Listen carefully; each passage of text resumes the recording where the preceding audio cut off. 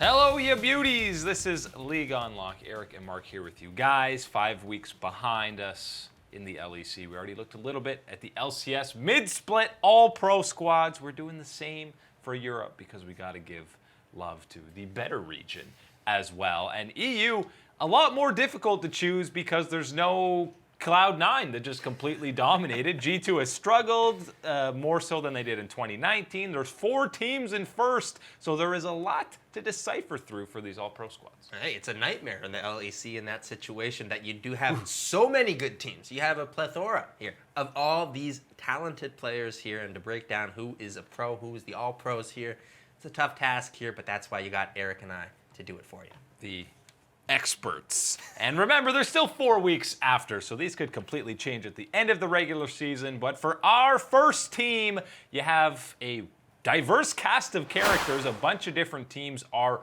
represented, and the easiest is probably having Alfari on that list. I think he's clearly been the best top laner so far that we've had. He's been playing at an MVP level. The LEC gave him that mid-split MVP, and I'm just glad that he's back on the Origin roster.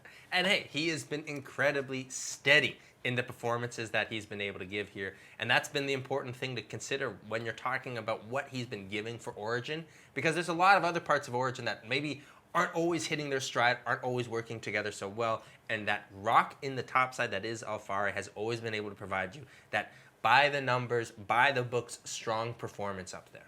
And there's no other Origin members on this first team All-Pro, but look at all these different squads that are on here. Fnatic, only 2 G2 members in Perks and Mickey, and even though pretty much everyone save for Jankos has had a little bit of int in them this split for G2, I think Perks has still clearly been the most dominant mid laner, and Mickey, in a somewhat shallow pool of supports, has been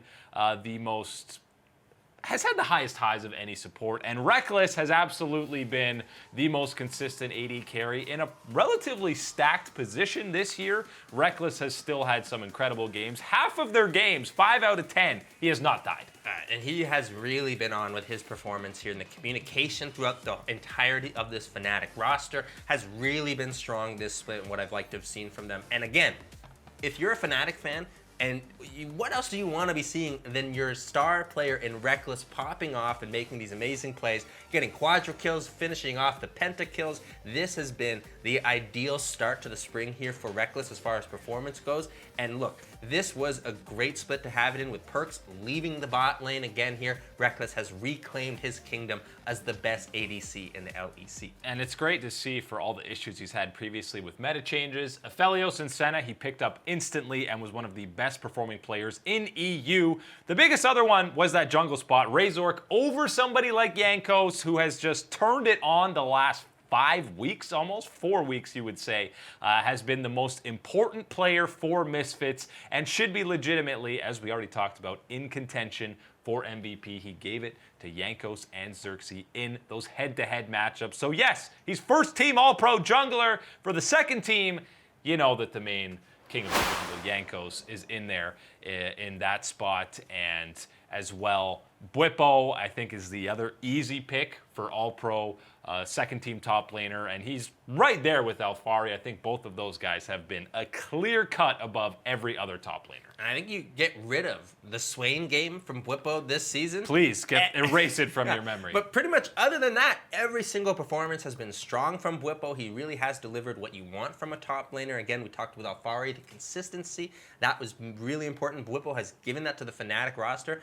And the only thing that hasn't been consistent has been the champions that he's been picking. They've been picking an incredibly diverse cast here for Bwipo to play in that top side, and has really allowed Fnatic to have unique compositions. And for somebody like Kaiser in the bot lane, should be finishing as a rookie of the split normally, but because Razork has been so insane, he might finish second to him, but he has been one of the most, not even underrated, just most important members of this Mad Lions roster, helping guide Karzi down there, and the engages he's had have been incredible.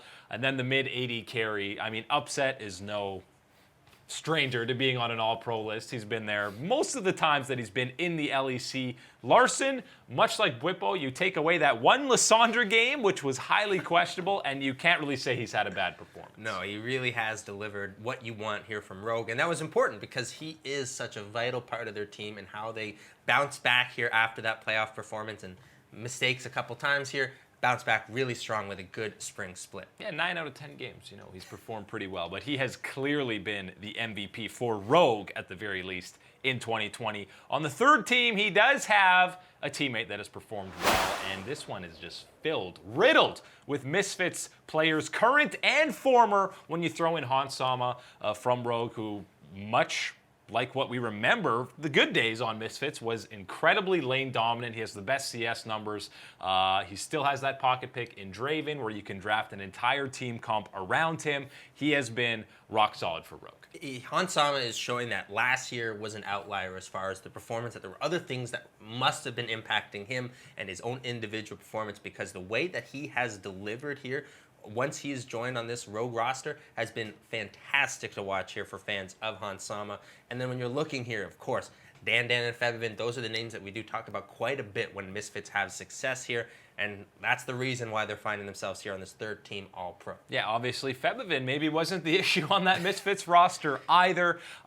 Big shout-outs. Patrick is a guy who I almost thought about maybe deserved a spot over Hans Sama, even though Excel doesn't necessarily have the wins to the same level. He has been very consistent for them, putting out some crazy numbers alongside Torre in that bottom lane. And Xerxes, clearly third best jungler. But a big shout out to Selfmade. Just because we don't have him on this all-pro list does not mean he has been a disappointment at all on this Fnatic roster. There's just a lot of jungle talent. There's a lot of big names here that don't get to make this list here the way that things are in the LEC. You got 4 teams tied at the very top here, and you got about another 3 teams here that look like they can give you some competition here, and that means that everybody's going to have some players performing well here, doing their jobs.